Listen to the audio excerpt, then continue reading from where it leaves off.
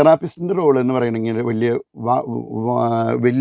ഭയങ്കര റോളൊന്നുമില്ല ഈ client centered തെറാപ്പിയിൽ. പക്ഷേ 3 കാര്യങ്ങളാണ് അതിൽ അവർക്ക് തെറാപ്പിസ്റ്റിൻ്റെ റോളുള്ളത്.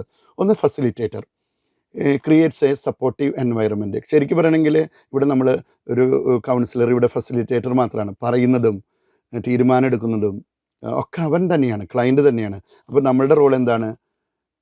നമ്മളൊരു ഫെസിലിറ്റേറ്ററാണ്. നമ്മൾ അവനെ തന്നെ കണ്ടുപിടിക്കാൻ, അവനെക്കുറിച്ച് മനസ്സിലാക്കാൻ, അവൻ്റെ തിങ്കിങ് പ്രോസസ്സ് മനസ്സിലാക്കാൻ, അവൻ്റെ ഇമോഷൻസിൻ്റെ കാര്യങ്ങൾ മനസ്സിലാക്കാൻ, അവൻ്റെ ഡിസ്ക്രിപ്പൻസി ഒക്കെ മനസ്സിലാക്കാൻ നമ്മളൊന്ന് ഫെസിലിറ്റേറ്റ് ചെയ്യുന്നു. Creates A supportive environment. അതാണ് നമ്മൾ കൊടുക്കേണ്ടത്. അവന് നല്ലൊരു എൻവയറമെൻറ്റ് ക്രിയേറ്റ് ചെയ്ത് കൊടുക്കുക എന്നുള്ളതാണ് തെറാപ്പിസ്റ്റിൻ്റെ മെയിൻ റോള്. പിന്നെ രണ്ടാമത്തേത് നേരത്തെ പറഞ്ഞതുപോലെ റിഫ്ലക്റ്റീവ് ലിസണിങ് ആണ്. Provides empathic understanding. അവനെ നമ്മൾ കരുണാമസൃതമായി കേട്ടാൽ തന്നെ എന്നെ ആരും കേൾക്കാനില്ല, എന്നെ ആരും മനസ്സിലാക്കുന്നില്ല, എന്നെ ആരും സ്നേഹിക്കുന്നില്ല എന്നാണ് ധാരാളം ആൾക്കാർ പറയാം. അപ്പോൾ ഒരാളെ കേൾക്കുമ്പോൾ, ഒരാളെ മനസ്സിലാക്കുമ്പോൾ, ഒരാളെ സ്നേഹിക്കുമ്പോൾ, അവനെ മനസ്സിലാക്കി എന്ന് അവന് ബോധ്യപ്പെടുമ്പോൾ അപ്പോൾ തന്നെ ഹീലിംഗ് നടക്കും. അപ്പോൾ അതാണ് റിഫ്ലക്റ്റീവ് ലിസണിങ് ആണ് തെറാപ്പിസ്റ്റിൻ്റെ മറ്റൊരു റോള്. പിന്നെ മൂന്നാമത്തെ കാര്യം വളരെ ശ്രദ്ധിക്കുന്നത് നോൺ ഡിറക്റ്റീവാണ്. നമ്മളിങ്ങനെ ഡിറക്ഷൻസ് ഒന്നും കൊടുത്തുകൊണ്ടിരിക്കേണ്ട. Avoids giving advice and solutions. നമ്മൾ നമ്മുടേതായിട്ടുള്ള അഡ്വൈസോ സൊല്യൂഷനൊന്നും ഒരിക്കലും ഈ പേഴ്സൺ സെൻറ്റേഡ് തെറാപ്പിയിൽ കൊടുക്കാറില്ല. ചിലർ ചോദിക്കും എന്നോട്, എൻ്റെ ബാച്ചിൽ ഒരുത്തൻ പറയും, നിനക്ക് കൗൺസിലിംഗ് ആണല്ലോ, നീ ഉപദേശിയാണ്, ഉപദേശം കൊടുക്കലല്ലോ നിൻ്റെ പണി. തീർച്ചയായിട്ടും അത് തെറ്റായൊരു കാര്യമാണ്. ഒരു ഉപദേശവും ഒരു കൗൺസിലർ കൊടുക്കരുത്. പ്രത്യേകിച്ചും ഈ നോൺ ഡിറക്റ്റീവായിട്ടുള്ള കൗൺസിലിംഗ് അപ്രോച്ചായിട്ടുള്ള ക്ലയൻറ്റ് സെൻറ്റേഡ് തെറാപ്പിയിൽ ഒരിക്കലും ഒരു ഉപദേശവും നമ്മൾ കൊടുക്കുന്നില്ല. ഒരു സൊല്യൂഷനും നമ്മൾ പറഞ്ഞു കൊടുക്കുന്നില്ല. നമ്മുടേതായ സൊല്യൂഷൻസ് അവരുടെ മേൽ അടിച്ചേൽപ്പിക്കുകയോ നമ്മുടേതായ ഉപദേശം കൊടുക്കുക അല്ല കൗൺസിലറുടെ ജോലി. അപ്പോൾ തീർച്ചയായിട്ടും ഇത് നമുക്ക് എല്ലാവർക്കും മനസ്സിലാവണം. നമുക്ക് ഓൾറെഡി ചിലപ്പോൾ ഒരു ടെൻഡൻസി ഉണ്ടാവും, നമുക്ക് കുറേ ഉപദേശം, നമുക്കെല്ലാം അറിയാം, നമ്മളിന്നിട്ട് കുറേ ഉപദേശങ്ങൾ കൊടുക്കും. ഇപ്പോൾ കല്യാണത്തിൻ്റെ കാര്യങ്ങൾ വരുമ്പോൾ അതങ്ങനെ ചെയ്യരുത്, ഇങ്ങനെ പറയരുത്, അങ്ങനെ പറയരുത്, അങ്ങനെയൊന്നും നമ്മൾ പറയേണ്ട കാര്യമില്ല. നമുക്കറിയാം, ഉപദേശിച്ചിട്ട് ഈ ലോകത്ത് ഒരാൾ പോലും നന്നായിട്ടില്ല. എന്നിട്ടാണ് നമ്മൾ ഉപദേശിക്കാതിരിക്കുന്നത്.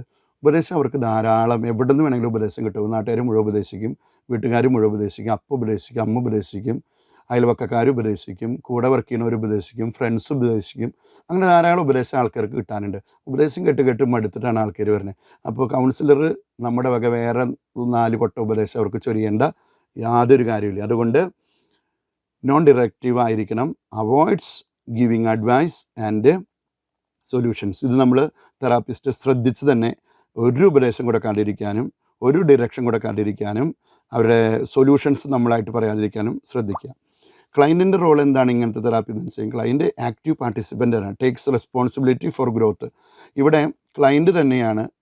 അതിന് നമുക്ക് വേണമെങ്കിൽ അവർ വരുന്നതിന് മുമ്പ് തന്നെ പറഞ്ഞുവിടാം, ഈ തെറാപ്പി കൊണ്ട് ഉദ്ദേശിക്കുന്നത് ഞാനായിട്ട് വേറെ കുറേ കാര്യങ്ങൾ പറഞ്ഞു തരില്ല, നീ തന്നെ നിൻ്റെ ഡെവലപ്മെൻറ്റിനുള്ള, നിൻ്റെ ഗ്രോത്തിനുള്ള റെസ്പോൺസിബിലിറ്റി ഏറ്റെടുക്കണം. അപ്പോൾ ആക്റ്റീവ് പാർട്ടിസിപ്പൻ്റാണ് ക്ലയൻറ്റ്. അവൻ്റെ ഗ്രോത്തിനുള്ള റെസ്പോൺസിബിലിറ്റി എടുക്കണം.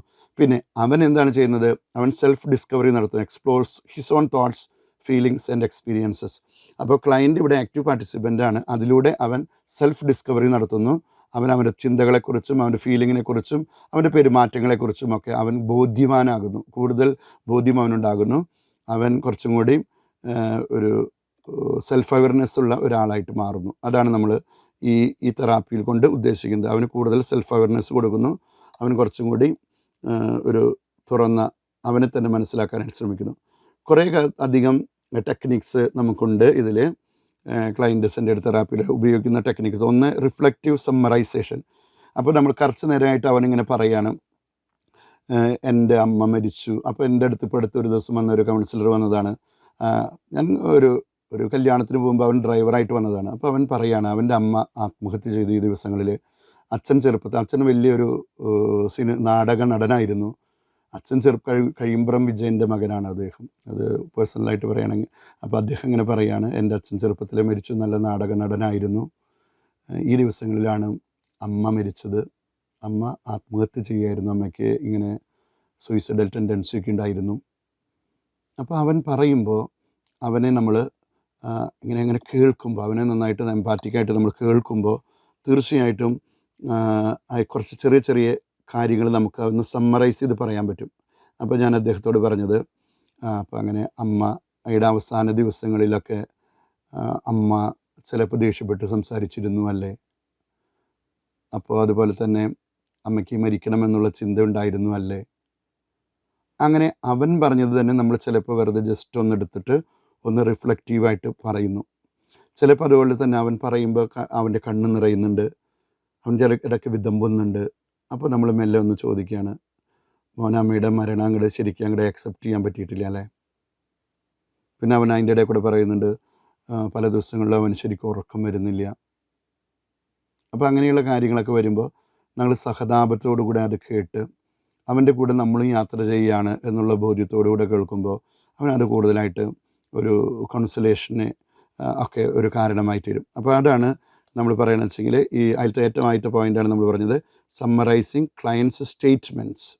പിന്നെ അടുത്തതാണ് reflecting clients emotions. Summarising clients statements എന്ന് പറയുമ്പോൾ അവൻ പറഞ്ഞ അതേ കാര്യം തന്നെ നമ്മളൊന്ന് സമ്മറൈസ് ചെയ്തിട്ട് പറയാം.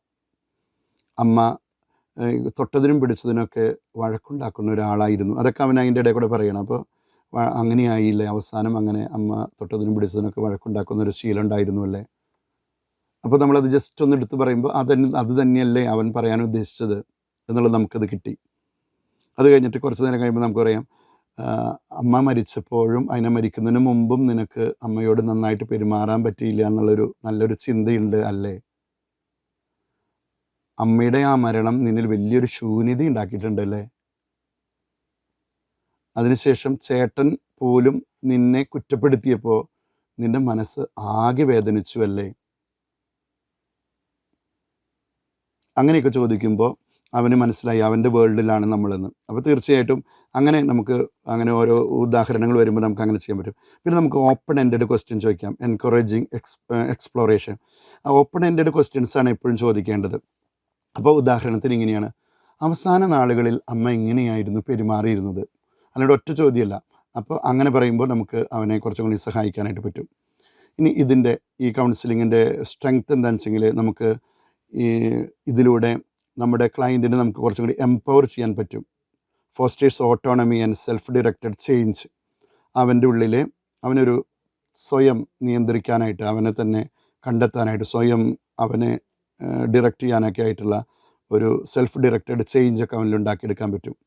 പിന്നെ രണ്ടാമത്തെ അതിൻ്റെ സ്ട്രെങ്ത് എന്ന് വെച്ചാൽ non judgement provides a safe and accepting environment അവനുണ്ടാക്കി കൊടുക്കാനായിട്ട് നമുക്ക് പറ്റും.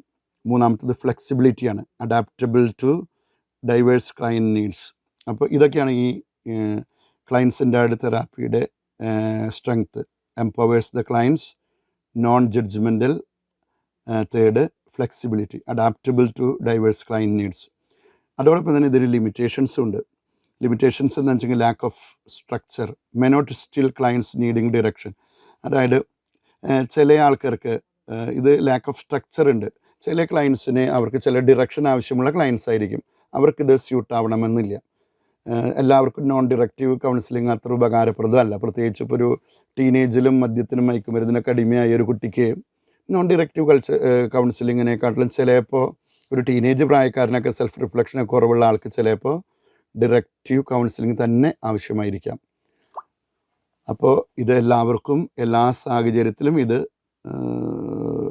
ഉപകാരപ്രദമാണെന്നില്ല, കാരണം ലാക്ക് ഓഫ് സ്ട്രക്ചർ ഉണ്ട്. പിന്നെ ഡിറക്ഷൻ ആവശ്യമുള്ള ഒരു ക്ലയൻറ്റിന് ഇതൊരിക്കലും അത്ര നല്ലതായിരിക്കില്ല. പിന്നെ dependence on therapist, client growth റിലൈസ് on therapist skills.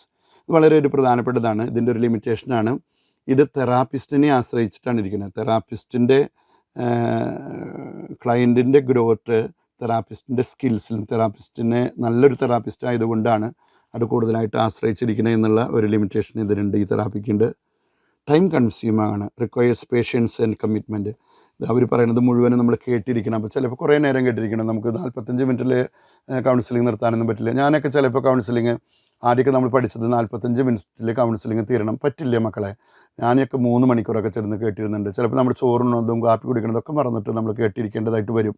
പ്രത്യേകിച്ചും ഇങ്ങനത്തെ കൗൺസിലിംഗ് ഒക്കെ വരുമ്പോൾ അവരവരുടെ ജീവൻ മരണ പോരാട്ടമായിട്ട് വരുമ്പോൾ നമ്മൾ തന്നെ മറക്കും. നമ്മുടെ വിശപ്പും ദാഹമൊക്കെ നമ്മൾ മറന്നിട്ട് ഇരിക്കാൻ വഴിയുണ്ട്. അപ്പോൾ തീർച്ചയായിട്ടും നമുക്ക് അങ്ങനെ ഒരു ടൈം ഫ്രെയിമിൻ്റെ ഉള്ളിൽ പിടിച്ചു നിർത്താനൊന്നും ഇങ്ങനത്തെ നോൺ ഡിറക്റ്റീവായിട്ടുള്ള കൗൺസിലിംഗ് നമുക്ക് പറ്റില്ല. വേണമെങ്കിൽ നമുക്ക് പറയാം, ഇന്നിപ്പോൾ നമ്മൾ 1 മണിക്ക് മുമ്പേ പറയാം, നമുക്ക് 45 മിനിറ്റ് ഇന്നുള്ളൂ. അപ്പോൾ 45 മിനിറ്റ് കഴിയുമ്പോൾ എനിക്കൊരു സ്ഥലത്തേക്ക് പോകാനുണ്ട്, അതുകൊണ്ട് 45 മിനിറ്റ് ആവുമ്പോൾ അതിലേക്കൊന്ന് ഒതുക്കി പറയണമെന്നൊക്കെ മുമ്പ് പറയാം. പക്ഷേ സാധാരണഗതിയിൽ ഇത് ടൈം കൺസ്യൂമിംഗ് ആണ്. കുറേ അവർ പറയുന്നതൊക്കെ നമ്മൾ എക്സ്പ്ലോർ ചെയ്ത് ഇങ്ങനെ പോകുമ്പോൾ നമുക്കിങ്ങനെ കൃത്യം ടൈം നോക്കിയിരിക്കാനോ വാച്ച് നോക്കാനൊന്നും പറ്റില്ല. വാച്ച് ഒരിക്കലും നോക്കരുത് കൗൺസിലിംഗ് നടത്തുമ്പോൾ എന്നുള്ളൊരു കാര്യം കൂടിയും ഇതുകൂടെ ഓർമ്മിക്കും. നമ്മൾ ഈ വാച്ച് നോക്കിക്കൊണ്ടിരിക്കുമ്പോൾ അത് അവർക്ക് ഒരു ഇറിറ്റേഷനാണ്. അത് നല്ലൊരു കൗൺസിലർക്ക് ചേർന്നതല്ല. പിന്നെ ടൈം ഫ്രെയിം ഇപ്പോൾ കൃത്യമായിട്ട് നമുക്ക് ഈ ഇങ്ങനെയുള്ള കൗൺസിലിങ്ങിലൊന്നും നമുക്ക് അങ്ങനെ കൃത്യമായിട്ട് നോക്കാൻ പാടില്ല. ഇനി റിയൽ വേൾഡ് ആപ്ലിക്കേഷൻസ് കൗൺസിലിങ്ങിന്, ഇതിൽ പലതരത്തിലുള്ള കൗൺസിലിങ്ങിന് നമുക്ക് ഈ പേഴ്സൺ സെൻറ്റേഡ് തെറാപ്പി ഉപയോഗിക്കാം. അത് ഇൻഡിവിജ്വൽ കൗൺസിലിങ്ങിന്, ഗ്രൂപ്പ് കൗൺസിലിങ്ങിന്, ഫാമിലി തെറാപ്പിക്കൊക്കെ നമുക്കത് ഉപയോഗിക്കാനായിട്ട് പറ്റും. പിന്നെ psychotherapy, treatment of mental health ഡിസോർഡേഴ്സിന് നമുക്ക് ഇത് ഉപയോഗിക്കാം. പിന്നെ സ്റ്റുഡൻറ്റ് സെൻറ്റേഡ് ലേണിങ്ങിനും നമുക്ക് ഇത് ഉപയോഗിക്കാനായിട്ട് പറ്റും. ഓക്കെ, ഇനി നമുക്ക് ഓരോന്നിനെ കുറിച്ചിട്ടും വേണമെങ്കിൽ കുറച്ചും കൂടി നമുക്ക് എക്സ്പ്ലെയിൻ ചെയ്യാനായിട്ട് പറ്റും. ഇങ്ങനത്തെ ഇതിൽ തെറാപ്യൂട്ടിക് ബെനിഫിറ്റ്സ് എന്താണെന്ന് വെച്ചെങ്കിൽ, ഇത് client feels comfortable sharing dare experience, safety അനുഭവപ്പെടുക എന്നുള്ളതാണ് തെറാപ്യൂട്ടിക് ബെനിഫിറ്റ്സ്. ഇതിൽ ക്ലയൻറ്റിന് ഒരു സേഫ്റ്റി അനുഭവപ്പെടും.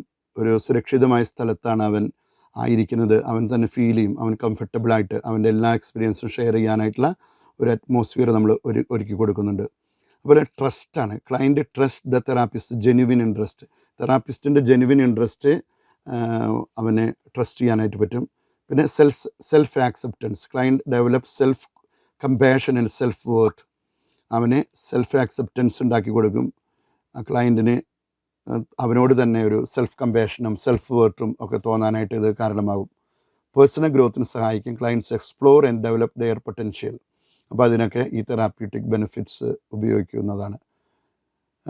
നേരത്തെ പറഞ്ഞ പോലെ ഇതിൻ്റെ കീ എലമെൻറ്റ്സ് അൺകണ്ടീഷണലാണിത്. No conditions, no expectations. പോസിറ്റീവാണ്. Warmth and empathy and acceptance എപ്പോഴും കൊടുത്തുകൊണ്ടിരിക്കും. പിന്നെ regard, valuing and respecting the client. Genuine unconditional positive regard എന്ന് പറഞ്ഞിട്ടുണ്ടെങ്കിൽ is a fundamental concept of the client centred therapy developed by Carl Rogers. Unconditional positive regard, UPR എന്നാണ് ഇതിന് പറയുന്നത്, unconditional positive regard. ഇത് ഒരു ഫണ്ടമെൻ്റൽ ആയിട്ടുള്ള കൺസെപ്റ്റാണ് in client centred therapy developed by Carl Rogers. Definition, okay, UPR unconditional positive റിഗാർഡിൻ്റെ is the therapist genuine unwavering acceptance and respect for the client. Unconditional positive regard is the therapist's genuine, unwavering acceptance and respect for the client, regardless of their thoughts, feelings and actions. അവരുടെ ക്ലയൻറ്റിൻ്റെ ഭാഗത്തു നിന്നുള്ള പെരുമാറ്റങ്ങൾ എന്ത് തന്നെയായാലും അവരോടുള്ള unwavering ആയിട്ടുള്ള ആക്സെപ്റ്റൻസും തെറാപ്പിസ്റ്റിൻ്റെ genuine ആയിട്ടുള്ള അവരിലുള്ള ശ്രദ്ധയും സ്നേഹവും ഒക്കെയാണ് ഇത്. അപ്പോൾ ഇതിൽ മെയിൻ കീ എലമെൻറ്റ്സ് അൺകണ്ടീഷണലാണ്, പോസിറ്റീവാണ്, റിഗാർഡുണ്ട്, valuing and respecting the client. Unconditional positive regard, ഇതാണ് ഏറ്റവും കീ എലമെൻ്റ് കേട്ടോ, unconditional positive regard. Therapeutic benefit അതുകൊണ്ട് തന്നെ സേഫ്റ്റി ഉണ്ട്, ട്രസ്റ്റ് ഉണ്ട്, സെൽഫ് ആക്സെപ്റ്റൻസ് ഉണ്ട്, പേഴ്സണൽ ഗ്രോത്തിന് ഇതുണ്ട്. ഇനി അടുത്തത് നോൺ ജഡ്ജ്മെൻ്റലാണിത്. നോൺ ജഡ്ജ്മെൻ്റൽ എന്താണ് നോൺ ജഡ്ജ്മെൻ്റൽ എന്ന് വെച്ചാൽ? നോൺ ജഡ്ജ്മെൻ്റൽ എന്ന് വെച്ചെങ്കിൽ അവോയ്ഡിങ് ക്രിറ്റിസിസം ഓർ ഇവാലുവേഷൻ. നമ്മൾ ഒരിക്കലും ക്രിറ്റിസിസം നടത്തുന്നില്ല, അല്ലെങ്കിൽ ഇവാലുവേഷൻ നടത്തുന്നില്ല, നമ്മൾ ജഡ്ജ് ചെയ്യുന്നില്ല. എംപാത്തിക്കാണ്, അണ്ടർസ്റ്റാൻഡിങ് ദ ക്ലയൻറ്റ്സ് പെർസ്പെക്റ്റീവ്. എപ്പോഴും നമ്മൾ ക്ലയൻറ്റിൻ്റെ പെർസ്പെക്റ്റീവാണ് മനസ്സിലാക്കുന്നത്. മൂന്നാമത്തെ പോയിൻ്റ് ജെന്യുവിനാണ്, ഒതൻറ്റിക് ആൻഡ് സിൻസിയറാണ്. നമ്മുടെ ബന്ധം, നമ്മുടെ സംസാരം, നമ്മൾ ക്ലയൻറ്റിനെ കാണുന്നതൊക്കെ ഒതൻറ്റിക് ആൻഡ് സിൻസിയറാണ്. ഒരു ഒതൻറ്റിക്കും സിൻസിയറിറ്റി ഇല്ലാത്ത ഒരാൾക്ക് ഒരിക്കലും കൗൺസിലർ ആവാൻ പറ്റില്ല. അപ്പോൾ നമ്മൾക്ക് കൗൺസിലർ ആവണമെങ്കിൽ തന്നെ നമ്മളൊരു ഒതൻറ്റിക് ആയിട്ടുള്ളൊരു മനുഷ്യനായിരിക്കണം. ഹിപ്പോക്രറ്റിനെ ഒരിക്കലും കൗൺസിലർ ആവാൻ പറ്റില്ല. നമ്മൾ സ്നേഹം അഭിനയിക്കാൻ പറ്റില്ല, നടിക്കാൻ പറ്റില്ല. അപ്പോൾ അതുകൊണ്ട് പ്രത്യേകിച്ചും പേഴ്സൺ സെൻറ്റേർഡ് തെറാപ്പി നടത്തുന്ന ആൾ ജെന്യുവിൻ ആയിരിക്കണം, ഒതൻറ്റിക് ആയിരിക്കണം, സിൻസിയർ ആയിരിക്കണം. നാലാമത്തത് കൺസിസ്റ്റൻ്റ് ആയിരിക്കണം. Maintaining unconditional positive regard throughout the therapy. കുറച്ച് നേരത്തേക്ക് മാത്രം നമ്മൾ നോൺ ജഡ്ജ്മെൻറ്റിലും അൺകണ്ടീഷണൽ പോസിറ്റീവ് റിഗാർഡ് കൊടുത്താൽ പോരാ, throughout unconditional positive regard കൊടുത്തുകൊണ്ടിരിക്കണം. അതിന് നമുക്ക് നല്ല ദൈവത്തിൽ നിന്നുള്ള കൃപ തന്നെ നമുക്ക് വേണം. അവനെ മനസ്സിലാക്കാൻ, അവനെ സ്നേഹിക്കാൻ, അവനെ സപ്പോർട്ട് ചെയ്യാൻ ത്രൂ ഔട്ട് അത് കൺസിസ്റ്റൻ്റായിട്ട് ആളുടെ തെറാപ്പിസ്റ്റിൻ്റെ ഭാഗത്തുനിന്ന് ഇത് പ്രൊവൈഡ് ചെയ്യാൻ കഴിയണം.